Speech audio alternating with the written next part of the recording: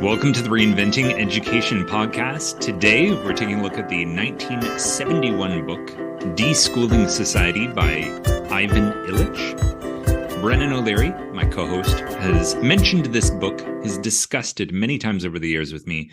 To position this in terms of our podcast, we're starting a deep dive into a look at what we are calling progressive schooling.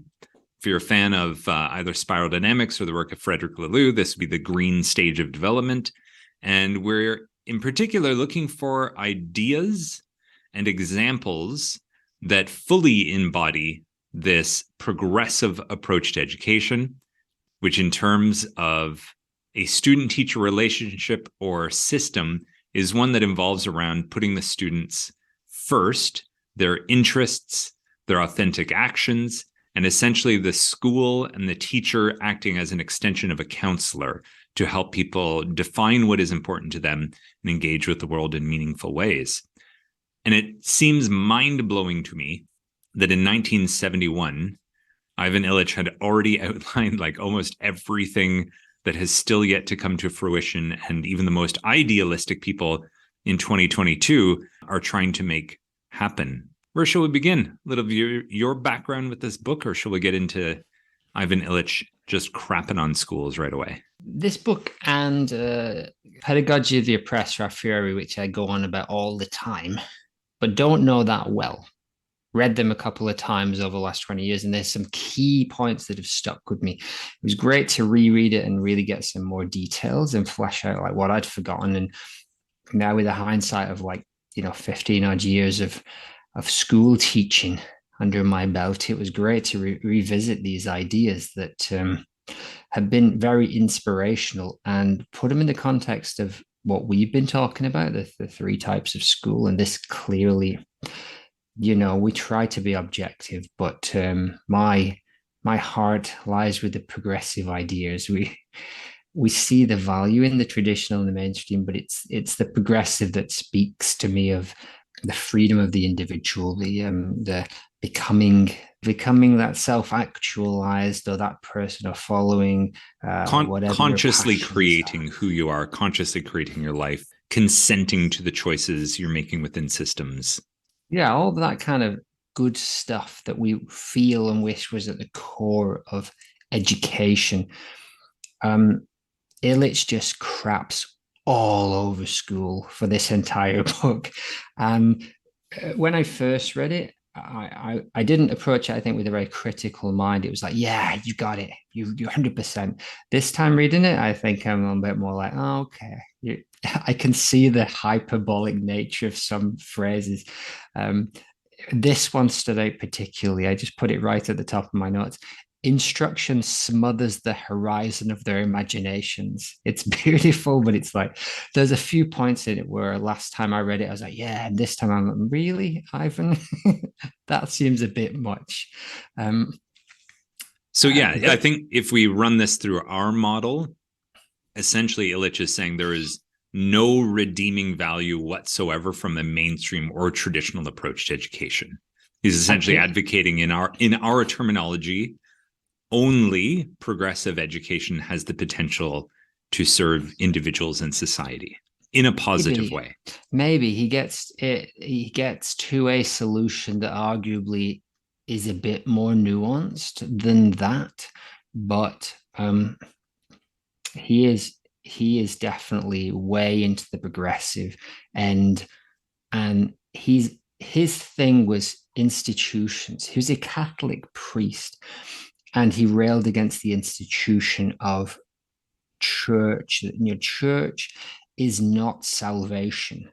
And then he applied that to school. School and teaching is not learning. And that's basically where he starts at. And then after this book, he goes on to try and take down the medical institutions and how they pathologize things that we could approach differently in terms of thinking about how health. But in this book, he really guns for school in particular. He's a big fan of education. He is not a big fan of school. So maybe we can dig into that. Let's slow down there, because we've already said, in Illich's word, school is not learning. and he is a fan of education. So help me tease apart his definitions for those three.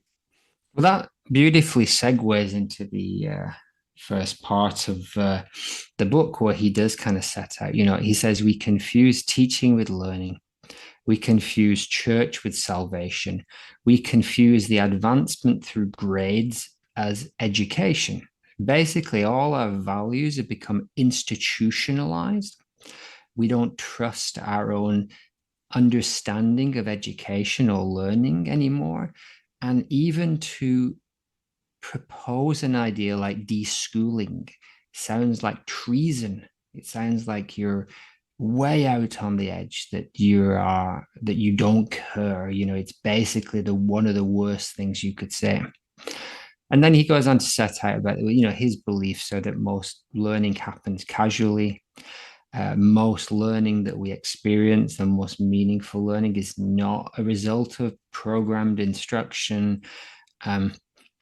He cites Paolo Freire as someone who would never conduct his lessons based on anything pre-selected. It would all come from what the people in his classes brought. So there is no curriculum, no objectives other than what is the needs that my students are presenting right now. And things like, how much this is based on actual research in the late 1960s, but, teenagers who are inspired and given the opportunity will be better than any teacher introducing concepts to their peers. There's a lot of research that does say that peer assessment and peer learning is very valuable. So that all of those kind of things are just in his very first thoughts on education within this book. Yeah, and the one point that I found interesting was his discussion of curriculum and this idea that curriculum creates this like artificial starting point for the conversation. It's like the institution as school has this curriculum which says this is what you have to do while spending your time at school. And it's the teacher's job to carry out the curriculum. And what's on that curriculum not only creates the starting point, but the context that all schooling will have. And essentially saying that it's this curriculum, it's this document over, like you were just saying, the needs of the students and what's actually coming up in their own lives. And that was an extension of that institutionalism. Yeah, absolutely. And he picks those thoughts apart through the book. So yeah, he kind of, he's not a romantic in the sense he acknowledges that you can't go back to the village. We don't live in a village anymore. Traditional life was a lot more like a set of concentric circles, whereas the modern world is so much more interconnected and complex. But he does harken back to the traditional life where education was lifelong and it wasn't planned. Your education came from your life. And we do sometimes come across progressive educators who look back with a very romantic notion to past and say, well, look at how education was integrated into real life. I mean, but there's obviously some truth in there. But he pulls out a hyperbolic phrase again of men shield themselves behind certificates gained in school for their courage. And basically he says that, school is a form of market manipulation, with certificates being kind of how you trade in it, which is, yeah, kind of what we've said as well in our discussions on credentialism in mainstream school, in that you get your certificate, and that's really, you don't have to prove at any point what you know. You just have to show that you have this piece of paper. Now, of course, that's not really how it works, but there's a great deal of truth in the credentialist kind of nature of school. Yeah, and he basically sets out that school has a monopoly. School basically, has a monopoly on education. It's the only place where education counts. And he sets out quite early that he doesn't think there should be any obstacle at any time in anyone's life from them getting publicly funded education in basically any skill they want. So he's all for education that has been deschooled, decentralized. And he does get into that in the second half of his book. Going back to that idea of the religious world, he said something to the effect of like, in religion, we've separated the sacred and the profane. And in the same way in school, we've created like, well, the only education that's valuable is what happens in school. And anything that happens outside is sort of the profane. It's not important. It's probably not helpful and could have probably been done better in school anyways. That's a belief that we've developed in this kind of hypnosis of school. Yeah, and he gets into that in the chapters on the ritual of school. And the school, the game is school. Once you bought into it, that's really all that matters. And that's the actual purpose of school, to get you to buy into school. I mean, again, looking at it now, I don't buy that quite as much as I did 20 years ago. But when we get to it and he kind of teases that apart, we can definitely critique that view. But he does start by saying the function of school is basically indoctrination and social selection. And you've talked about this funnel idea. You didn't approach it from that same kind of bleak kind of approach that Illich did. But the framework of school has a syntactic structure of a funnel for teaching packages. So basically, school feeds you with packages of information. There's an obligatory curriculum. Your full-time attendance is mandatory, and the school acts like a funnel for society. Explain your funnel idea for people who have not listened to the first 95 episodes, and then explain why your funnel idea is not as bad as Illich's. What is my funnel idea? The conveyor belt piece of it, or the sorting funnel? Which one are we talking about? The idea that each stage of school kind of filters people out, and basically gets narrower and narrower towards the top, with fewer people making it to the higher echelons of education. And it's basically seen as success. The higher you go up there, you've been more successful at the game of school. And if you get spat out early on, you basically failed at school, and that's bad. Maybe not necessarily failed at school, but that's the step of the funnel that you've gotten off at. And it opens up any step of the funnel, gives you options. But the higher you go, the more specialized options are open to you. And is my funnel neutral? It's a bit of everything. It, in theory, is neutral, but of course, theory versus real world experience is very different. Of course, there are ways you can hack the funnel and get ahead when you shouldn't. And of course, there are unfortunate reasons why some people may not have access to parts of the funnel, all these kinds of things. But yeah, I guess another way to think of it is like some mycelium type thing, or like tree branches. You start off at the trunk and everyone's kind of all together. And then the higher up you go, the smaller the branches get, until eventually, you're kind of hitting up against individual leaves. So it's like, how high or where in the tree do you want to get? Which is kind of could be interpreted as a positive mainstream interpretation of the filtration system, whereas Illich is like, not that.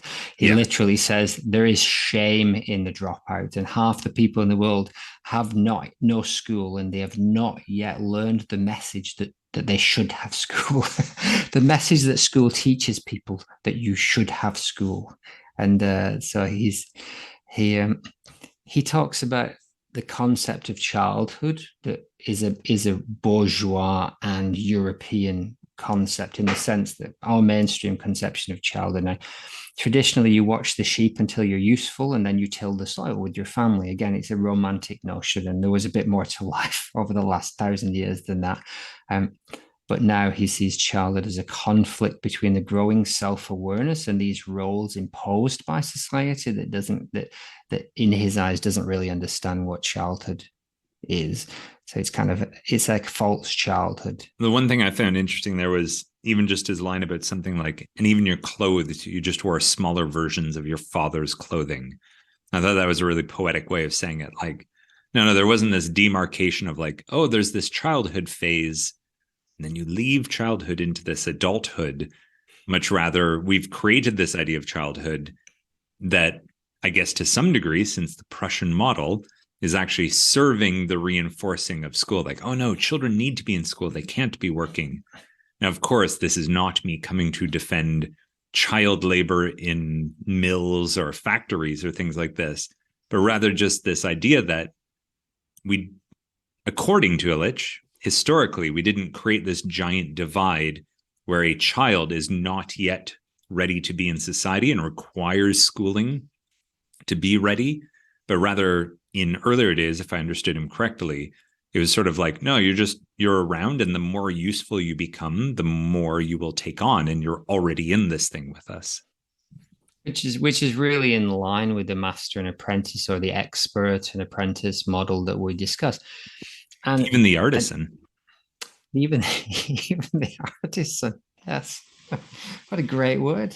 The medieval guild model, and the idea that you served a useful function, and before that you didn't really have much to do, and you kind of did what you could, and that's preschool. So the fact is that not preschool but preschool, this is the idea that before school, exactly. Everything we talk about in terms of even mainstream, traditional, progressive, they're all versions of a mainstream school, because traditional society did not have school. And if you follow Illich's thought process, or any sort of logic in the way education might be going into more online and multiple, you can take courses whenever you like in any kind of area, and it is becoming slightly decentralized in that sense. It's only the mainstream that actually has this school. Mainstream meaning, from the time of the Prussian model to the standardized kind of curriculum-based model we've got right now. And he basically says that there's a cognitive dissonance. That's not really how children naturally should live. And he doesn't really use that terms, but it makes me think of Rousseau's kind of approach to progressivism, which is stay out of the way. The kids know what you should do. Whereas someone like Dewey, which he kind of has a bit of a go at later, who for most people, John Dewey is kind of the progressive educator, but he does not go far enough for Illich. And he basically says that, that romantic Rousseau nature, like get out of their way. Even someone like Dewey who's saying, no, you got to support the child. He's like, no, that dude doesn't get it. You got to get out of the way and let them live and be. If there were no age-specific and obligatory learning institutions, childhood would go out of production, and the youths of rich nations would be liberated from their destructive men. Basically, yes, that's what he's saying. We're getting in the way, and school and institutions are getting in the way of our youth becoming actual, fully self-realized humans. Yeah, and you and I privately, off microphone, have discussed this idea. Underlying Illich's ideas here is this idea that people are fundamentally good, and that essentially any kind of system imposed on the individual is either compromising, damaging, tainting the degree to which that individual can express their good. So way down in the roots here, there's this idea that no, the true education is when the individual has complete agency, because anything coming from any kind of system or larger structure is an imposition and can only have nefarious or negative impacts, at least from Illich's take, I assume. Yeah, sort of. And then what you're describing there really is anarchism as a political kind of mindset. But Illich doesn't really want to get rid of the state so much. He doesn't seem to be in this book. He's saying get rid of schools and institutions, but I'm sure if you pushed him, I don't know what he's writing got later, but I don't know if he ever talked about actually dismantling this state apparatus. When he talks about institutions, he talks about not wanting institutions to have more than just the real basic regulations needed so that there isn't abuse. So he's definitely aligned with the ideas of anarchism, but I don't think he goes quite as far as some of those characters. But yeah, I think what's one of my main critiques of the book, reading it back, is that he doesn't seem to dig too much into that stuff that's underlying. did he not know that stuff? Had he not uh, gone into that side of stuff enough himself? Because all that postmodern kind of thought was in the air at that time. So this wouldn't have been um, thinkers like Jacques Derrida and the likes. You know, they wouldn't have been. I'm sure he would have known those ideas, but he doesn't seem to touch on much of that. He doesn't really touch on the stuff that's below the surface. Maybe he just wanted to keep this book quite short instead of making it 500 pages and exploring the deeper substrata of the idea. He just kind of it takes it as a given that people are good and we kind of just need to get out of their way and support them. So already, if you come at it from any without that perspective, everything this book is very suspect, and he doesn't do a lot to defend that thing. That's one of the criticisms. Is like, if you're on board with it, like I was first time I read it, yeah, this is greatest. Like, but now I was a cynical old man. I'm like, you're not really making a very strong case for any of this stuff. You're just saying schools are bad, right? Because they stop you doing the stuff you need to do to be the best you can. I remember, like, I didn't actually sit down and read this. I listened to an audiobook. And I remember thinking, oh, I'll listen to this while I'm making some food and I'll take some notes. So I'm ready for Brennan's chat. And just 15 minutes in, he's coming hot and heavy, though. This also isn't some airy-fairy circling back saying the same thing over and over again. I found like after 2 minutes in, I was like, oh, crap, I almost need to write every word of this down because this is dense. This isn't like some modern garbage book that has one idea that they managed to spread across several hundred pages. It's like paragraph by paragraph of this could stand alone as its own essay. So while we can knock him on that kind of core fundamental philosophical idea, his presentation in this is incredibly dense. There are 4 revolutionary ideas in this book that I don't think I've really come across anywhere else. The first one that we kind of reached in a slightly different version by ourselves, the 3 types of teacher-pupil relationship.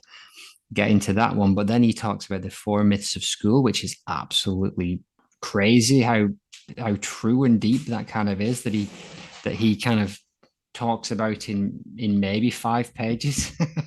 And then his solution, which we'll get to in the second part of this, which is again revolutionary for 71. But let's touch on the first idea of this, which is the 3 types of teacher, or the 3 types of relationship. So he basically says the idea of the professional teacher is sacred. That is a sacred part of school, the school ritual. And the teacher can be either a custodian, a preacher, or a therapist. Now, we say the teacher can be like a master or expert, or the teacher can be the coach style, and the teacher can be the counselor. And in this one, the preacher matches somewhat to the master in the sense that it's a moral leading, it's duty bound, it's what we call the traditional kind of duty mindset. And the custodian is the more mainstream coach style, guiding someone through the curriculum, and the therapist is more like the counselor. So basically says the preacher, the teacher is the moralist. He he stands in for God and for the state and for the parents when they're not around. And his job is to indoctrinate people about what is right and wrong and ensure that all children feel themselves as children of the state. Now, that is a pretty damning takedown of traditional teaching. Yeah. And again, we started this conversation by talking about how Illich is coming rather black and white with all of this stuff. I think our version of the expert, the master and the master apprentice relationship, there's 2 things going on here. One is that nature of the relationship, but then also you and I, we've discussed this idea of the 3 like fundamental reasons for school, the idea of work preparation, the idea of culturation, becoming part of society, and part of self-actualization. And this obviously, when he's discussing the preacher, or in our model, the sort of expert master, there is this idea of like the extra emphasis on that societal belonging piece. And, you know, if we're using integral terminology, that kind of lower left, the communities and the culture, this idea that school can be used to indoctrinate or to propagate a sort of like shared cultural belief. And it's up to the teacher to kind of keep course correcting you anytime you're not in alignment with the larger overall social values. But that idea of children seeing themselves as part of the state, I wouldn't say that children would see themselves as that. Rather, it's just known that they are. It's the water you're swimming in type of thing. Like I'm here to say, I think all of these things are bundled as a negative expression. He's being rather black and white. This could only be bad. And I think in our model, we would say, yeah, for sure. He's describing the warnings or the potential worst side of this type of relationship. But that more master, expert side of things, who is maybe a more self-actualized person, which is something Illich, recommends, they can also stand in for God or the state or the parents when not around and have, I think, a similar kind of influence. I think influence itself is neither good or bad. I would say there are some better and some worse influences to be around in school. Illich would say I'm a fool, but that would be my criticism here. I don't know. I don't know if he was a feisty character. He's an Austrian. I don't know whether they're laid back types, right? More given the laid back stereotype from the Austrians, maybe. I know. Maybe. But it does match to our. But I'd say, yeah, we're basically saying there might be some good in traditional society. It's not all bad, but hey, the guy's got a book to sell. He's got a point to make. He's not going to give the other team any points. So then he turns to what we've come to know as the mainstream, which is the custodian, where basically he's a master of ceremony, and his job is just to guide the pupils through this labyrinth of rituals that make up school, all of the observance. In a way, it is a little bit more like this traditional kind of thing. It's not quite what we're describing as the coach kind of, but a lot of it is. So basically he says that beyond the rules and how you navigate the ritual of school, this person's job is, at best, he can set you up. They can set you up for the acquisition of some skills. You're probably not going to get great or world class at anything, but you'll have some skills. No real profound learning, but I'll drill you in some basic routines and get your skills up. So it's not quite the mainstream coach model but again, I guess it's the negative version, because we're saying, well, a coach can be good as well. They could actually could train you to be a world-class something.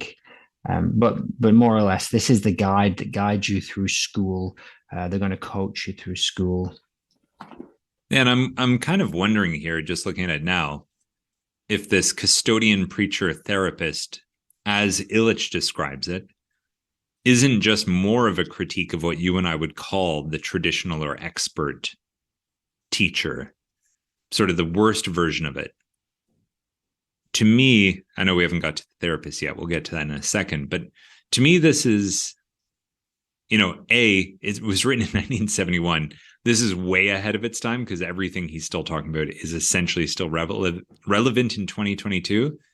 But to me, there have been more iterations since the writing of this that make up more of what education looks like today, that to me are not quite as accurately addressed here. Although, again, Illich would probably come in and say, I've misinterpreted him. We should see what he's up to and just get him on the show and ask him ourselves. But I can hear him right now. I think it's just spinning in his grave, screaming from the sky. These two fools misinterpreting my words. Let's talk about the therapist then and see if my idea holds weight or not. So the therapist basically says that the teacher's therapist are authorized to dig into the personal life of pupils to help them grow as a person, which sounds quite nicer than the word dig, which is not the best way to put it. But you could say this is the bit where he's at least being a little bit more balanced. Okay, this teacher is able to get involved with the personal lives of the person to help them grow as a person. However, he quickly says it doesn't actually exist. It's always done by the other two, the custodian, the preacher, kind of pretending to be therapists and basically just manipulating this person. So he's kind of suggesting that if there was an actual therapist and what we're describing is counselor, progressive style person, it might, he doesn't really say what he thinks, but it might be okay. Maybe it's good. And later on, he kind of dances around. There might be some role for some form of teacher who does some kind of thing, and that's good, helping people to actualize what they need. Yeah, he basically says, well, but that doesn't happen anyway because it's always done by the other two, which I think does feed into what you're saying. He's basically all like at that point in 71, maybe there wasn't really a defined mainstream teacher and a defined progressive teacher. And so basically it's all filtered through his vision of the schoolmaster. Yeah, and he, in another way, he's kind of the antithesis of the reinventing education model, because our kind of big idea is, well, if you take these three types of teachers, our wording, the expert, the coach, and he's using therapist, but we've been using counselor to describe the third type of teacher in our model. We're kind of saying, if done well, all three together, my goodness, that is a great, beautiful thing when you can flexibly move between being a master expert and a coach and a counselor. But essentially, he's saying the worst kind of teacher is the teacher who combines these three values, because they're contributing like more exponentially to warping the child than any one of them on their own. The triple symbol of authorities, he calls them. He cannot envision how these three roles could be positive. He's so down on school, so down on the institution of school. Cannot see how these things. So obviously, three of them is the worst. And yeah, it's three. It's cubed the damage. It's not just tripled. So much so that this triple symbol of authority means that you cannot even question the notion of school or any kind of predetermined imposed learning. That's what you walk away from school with, an absolute inability to even question the need for school. Nuts. He's right. Because I'm trying to defend school. Nuts. But that's the trick, isn't it? He basically says, like, you don't get this, because if you even defend school in the slightest, you can never get it. Only I can get it because I'll never defend school. So it's like black and white thing, isn't it? It's like if you even slightly defend school in the slightest, they've got you. They've got you, and it's game over. It says classroom attendance removes children from the everyday world, plunges them into this environment, this incarcerated environment for many years. And it comes up with another idea that you've talked about before, but again, your idea was a lot more positive. Schoolroom as a magic womb where the child lives and grows and then eventually is spat out. That's not his term, but sent out into the adult world at the end of their school days. Yeah, I've used incubator. I'd argue womb sounds even nicer than incubator. But even wombs are tainted according to him. There is nothing good in the universe if it has a stench of school on it. Tell us about your incubator idea and why it's better than his magic womb. I'll even give Illich a tiny bit of credit here. If he's saying any defensive school, you're kind of misguided. But I guess the idea of the incubator here is the idea of like the practice ground for quote unquote the real thing, the quote unquote real world. And the idea that school as a socio-cultural incubator gives you sort of like a starter pack, which I realize Illich is going to crap on that idea. But this idea of the incubator being... Yes, because who designed that starter pack, Rob? Bad people, the institutions. But the idea that, and again, this is a belief in school. I'm willing to step back from it for a moment. But the idea that you're being handed this starter pack from school and you're better off having had it than not. And school is this incubator period where we can grow positive, but sure, also negative pieces and aspects of society within this space. And the idea that I'm, of course, going to come in and say, of course, this is not perfect. Of course, it can be done poorly. It does harm, but I'm arguing that when done well, more good than harm comes out of it. So this is why this is such a fun book to dig into, because he's just so adamant that everything is bad about it.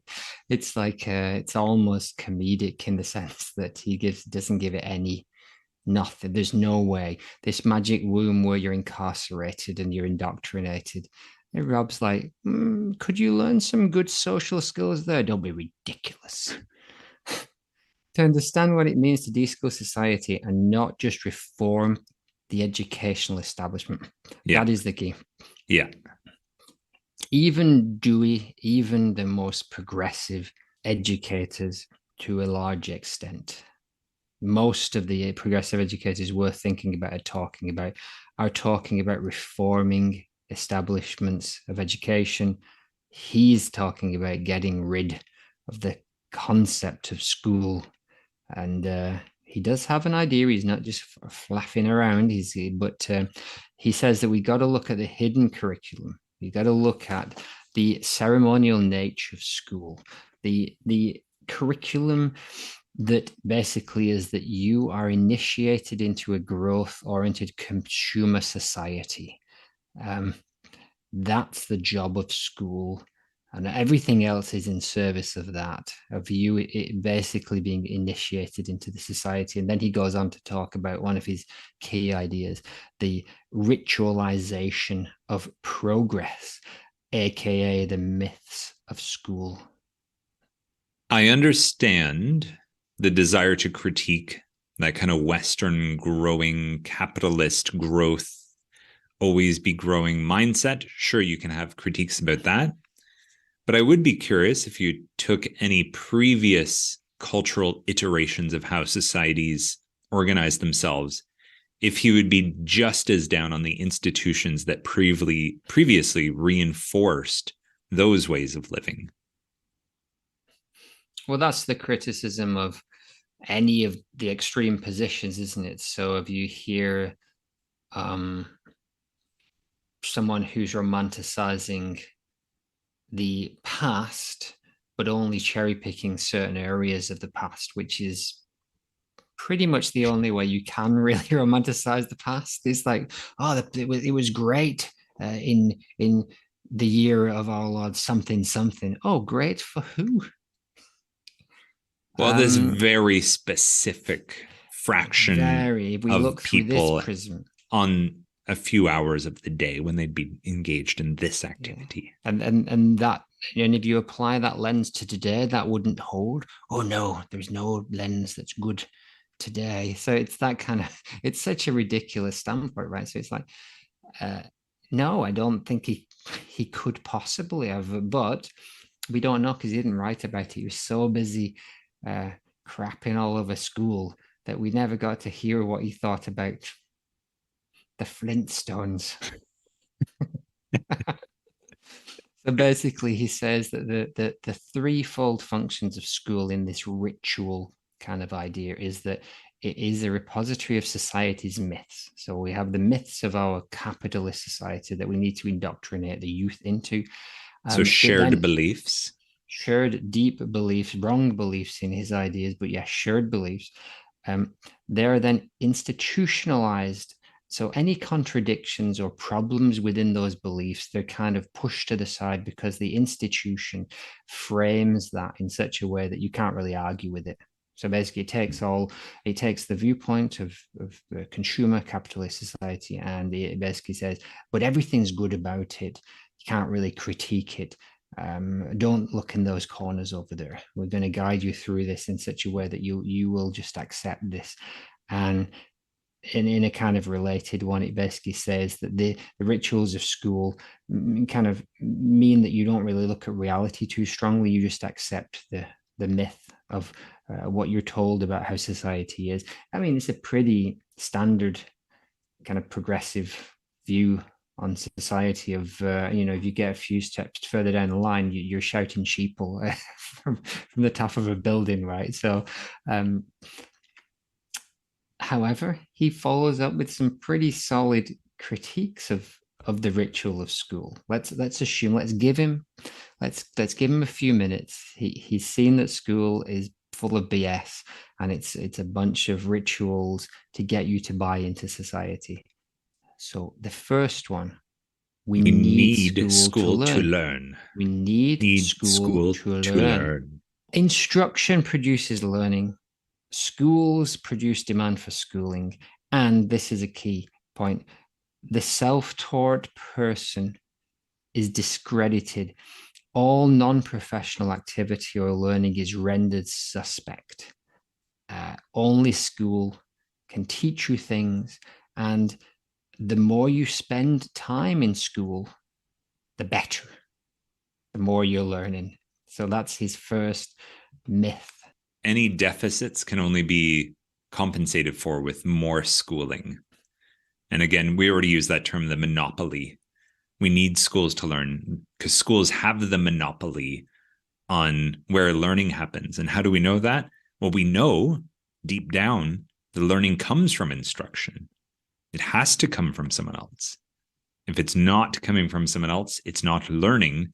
And thus, the self-taught person did not actually learn because they didn't receive the necessary instruction. You can't teach yourself something. Sure, maybe you can, maybe, but it's going to be subpar. It's not nearly on the same level of if you received instruction in a school.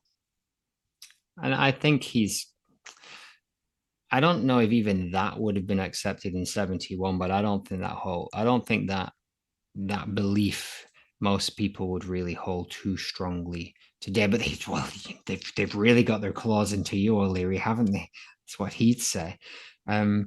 But the fact is that I think now we're talking about the credentials. It's the certificate that's trapping you rather than the actual belief that school's teaching you more stuff. I think the fact is that most people realize now, and probably in 71, depending on how hyperbolic Illich was. But I think, we don't need school to learn. School can teach you stuff, but you can learn meaningful stuff everywhere. I think that's an accepted notion now, but we are trapped in one of his other myths that we'll come to a little bit later. But essentially, we're trapped by the product at this point, not by the actual belief that we need school to learn. And the product being the certificate. To be fair, we've been really hard on Illich today. I didn't think we were going to be crapping on him as much as he craps on schools, but go try and get a job in 2022. A lot of talk out there that people want to see portfolios and self-motivated people. But at the end of the day, for many jobs, you still do need that accreditation because there is the deeper idea. Like if I say, oh yeah, hire me at your school. I've spent a bunch of time learning how to be a teacher on my own. I've self-taught through YouTube and stuff like that. Well, there's no college teachers board that's going to accept that. Now I realize all the interconnected things that Illich would point out here. Well, who says you need those credentials? Why is there the gatekeeper of that board that does the accreditation? And why is it blah, blah, blah? But there is still a piece of us that we trust. We are trusting that certificate as a promise of a certain level of competence. Whereas if I just say, oh yeah, I've taught myself this thing, you don't necessarily have the benefit of the larger system to ensure that you didn't miss something. Now, that's me giving the institutions a bunch of credit. But what I will say is that idea in 2022, I think, still does hold, that he's pointing to this myth that we do share this. It's like, well, I'm going to trust someone who's gone to Harvard more than someone who says they've studied this for 2 years in their basement, even if they took the online Harvard courses that Harvard offers online. Well, that's still schooling, and that's the thing, right? So, we get to these solutions later, and, you could say, well, it's just the internet. But no, I mean, I'm doing a course right now. That's still schooling. It's not, I'm not designing the course. I'm not deciding which parts I study and seeking out people to help me and mentor and talk. I'm just signed up for a course and I'm doing it. It's no different to school. I guess, that we need school to learn. That is, maybe it's always been a suspect idea with people, but the fact is that we will trust that notion above and beyond someone who has not had it. And so, yeah, I think maybe I will go back on what I said 3 minutes ago. It still holds true pretty much, although I think what I was trying to get at was, yeah, maybe people didn't really believe the myth, but that's a myth, right? We know it's maybe not true, but we also act as if we think it's true, act as if it's true, to say like, oh, that person who's self-taught and has worked with a bunch of mentors and stuff, the loophole is once that person's in the door, they might come in as a volunteer or whatever. They might make their way up through the ranks with the things they've picked up in a less conventional style. But still, if you want to be a classroom assistant, you're going to have to still go and do the course, even though you might already be the best classroom assistant in the world, and then step up to teacher and so on. Yeah, it's he basically says that like learning is the human activity which needs least manipulation. So he's going back again to that Rousseau, that romantic idea that it's not about instruction. You just need an unhampered kind of setting in which you can participate meaningfully, and school is not that. And yeah, I'm with him on that first one then. Yes, the myth that we need school to learn, and that's the only place that can give you learning. Yeah, and I think maybe his message could be even more digestible if we just update it to say it's the optimal place for learning. Yeah, that's the view. Self-learning is suspect. And that's the key. So learning by yourself is seen as suspect. But we're drinking his Kool-Aid. We agree with myth number one. yes and no, because you think about again, maybe this is more artistic stuff. The dude on YouTube is the greatest guitar you've ever seen, and they're totally self-taught. And then that person then starts giving private lessons and things like that. But maybe the arts is a different approach to things. You don't. I think dentistry is the same. Yeah, exactly. However, if you're a dentist and you only have the certificate, you're not going to. You're probably not going to last too long. So there are some checks and balances there. There's a nuance to it that definitely is worth several episodes, but we don't have that time. So the second one is another huge one, that value can be measured and documented by grades and certificates. The very notion that you can measure growth, personal growth, meaningful growth can be measured in any way, which is like, nope. Yeah, the idea that value can be measured. You and I have tried, after many hours, to distill down versions of this by talking about the development of rubrics and measuring tools. I think it's true you can create a measuring tool. Oh, I've seen them. Yeah. There's a ruler over there on the table. If he's saying that rulers don't exist, I disagree wholeheartedly. Seen them, Ivan. Seen them. I've made some. He's wrong. No, but the idea that value can be measured and documented by grades and certificates, I would put like the little asterisks on mine of like, no, I believe I can create measuring tools, and I believe I can measure value and document it with grades and certificates. But even in my own personal understanding, I think this is where my asterisks would come after the word value. It's just like very specific ranges of subsections of value. But I get his point is he's saying, I think, this myth of like objective all life value, that we can sort these things. I think even for myself, it's like, no, I can just kind of measure things within a, like, what's the word? Not even an Overton window, but like within this playground of ways you can measure things, very specific set of like criteria or a specific context. Yeah, exactly.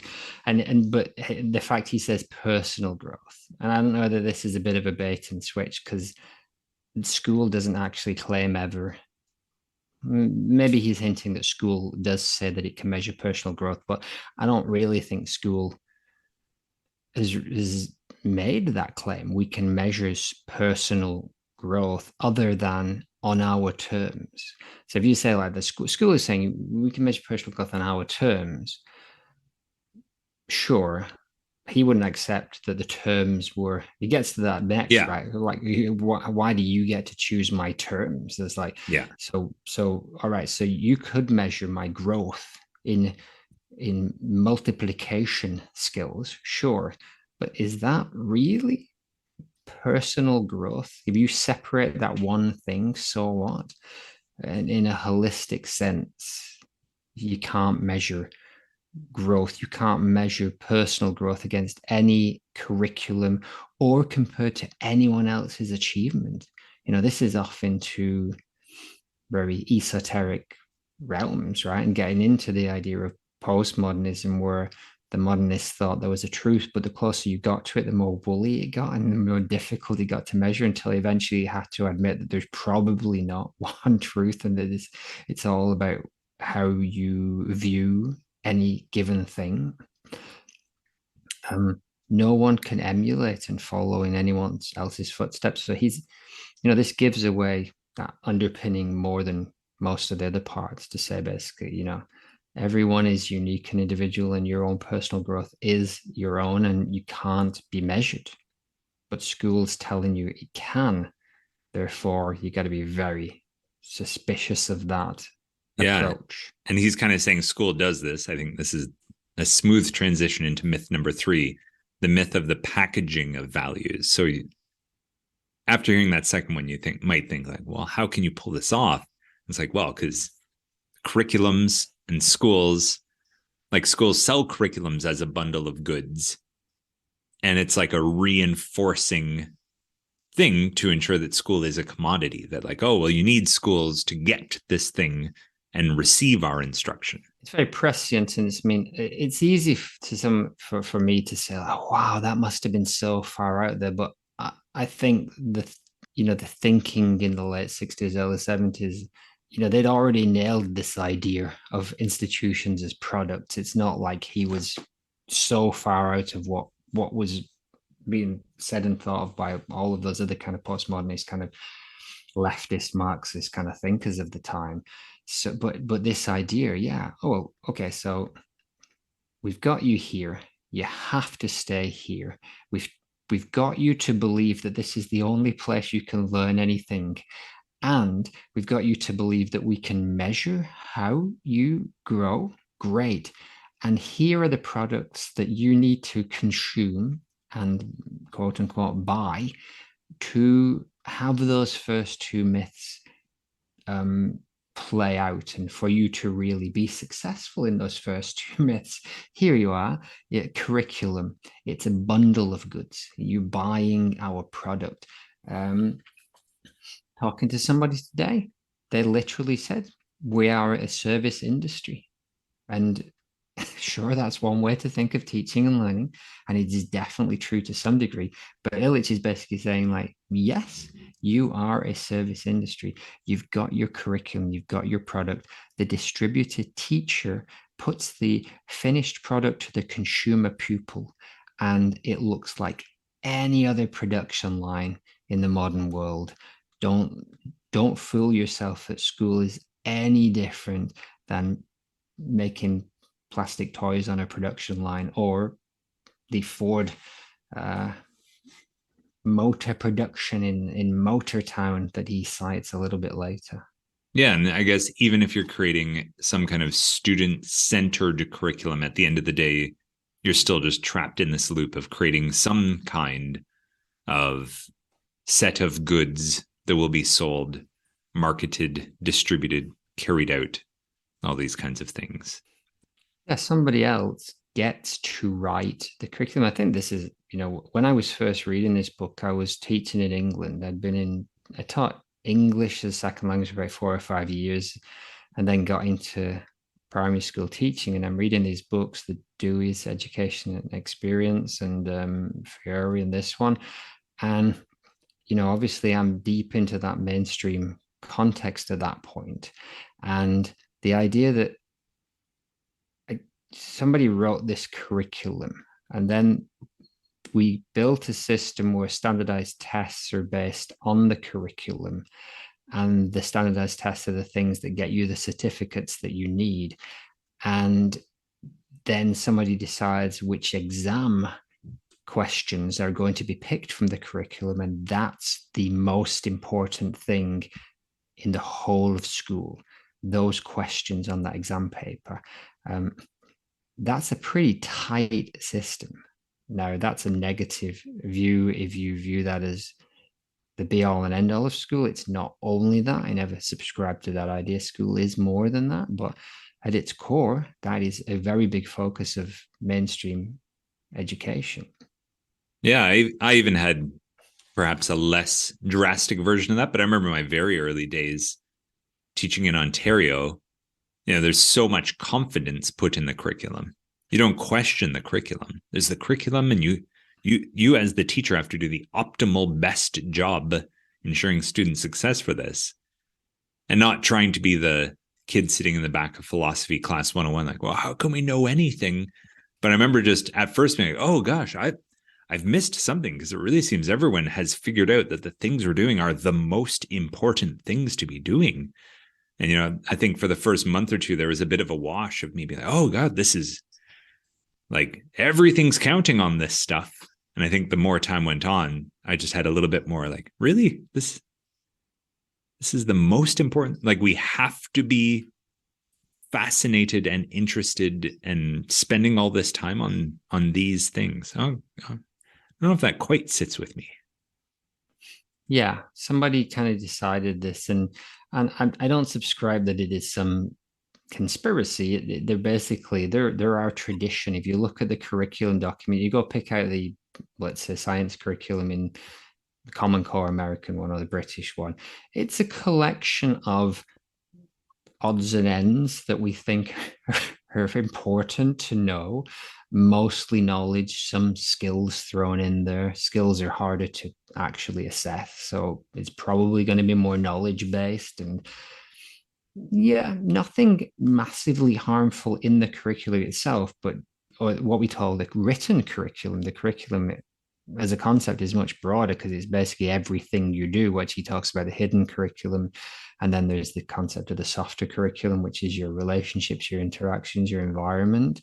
But, we talk about the written hard curriculum, the stuff that we have to translate into the lessons that will prep people for the test. He just takes it down, and he uses the brilliant example, my favorite list of all time, which is Borgia.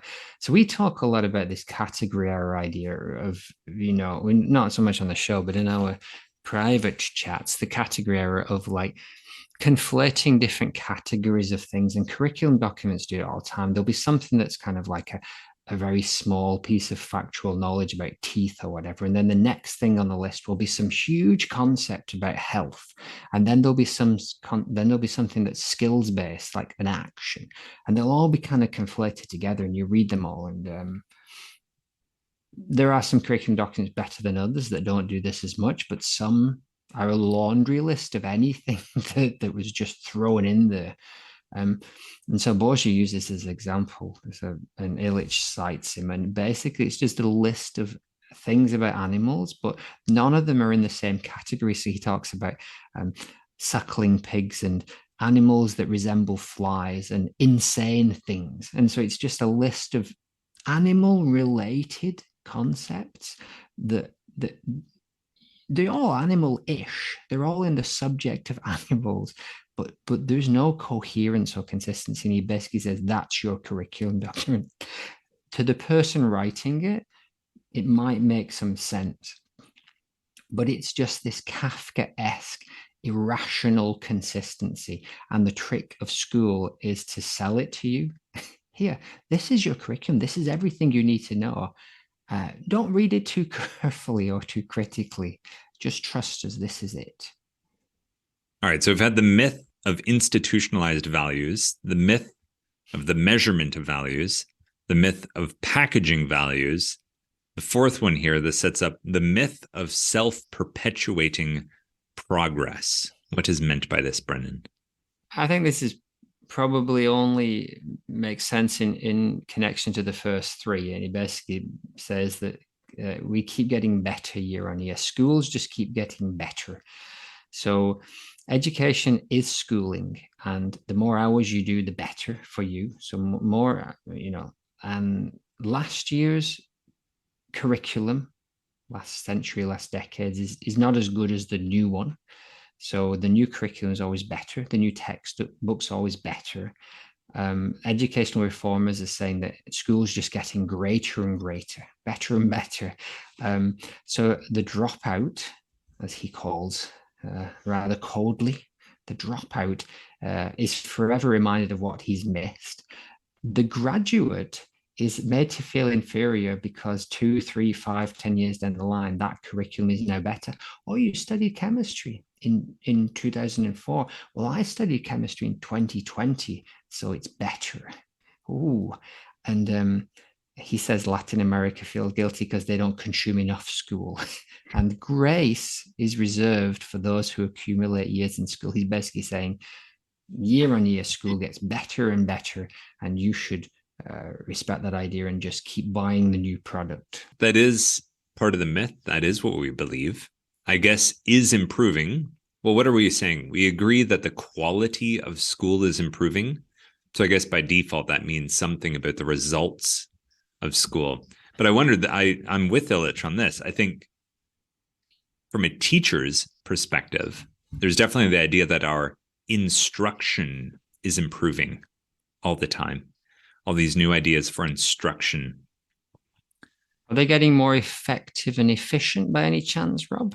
Well, that's the next thing is ideally they are getting more effective and efficient.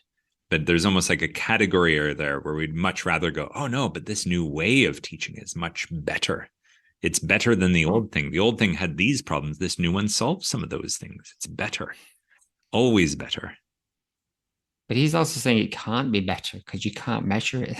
Oh, I know. If you go back to 2, he's already said, I've already seen this one, seen through this one. You're saying it's getting better and better. No, it's not. Yeah. No, I'm trying to give him credit that this is a myth that we totally hold on to this. Absolutely. And so I think although 4 of them can be critiqued, they stand up pretty well to our societal view of schooling in general. So yeah, you can only learn in school.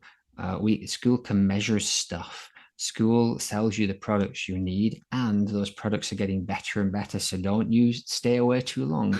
And if you did, you should feel shame and respect that the next. So basically, he then pulls out the line of it's the introduction, you being introduced to this gambling ritual. The ritual of school where you have to throw everything in and just hope that you come out the other end winning the game is more important than anything else. It is the game itself that gets into your blood, becomes a habit, becomes a belief. Going hard, but he's making some very good points. Looking at the time, shall we pause there? So this would be part 1 of our deep dive into Ivan Illich's Deschooling Society.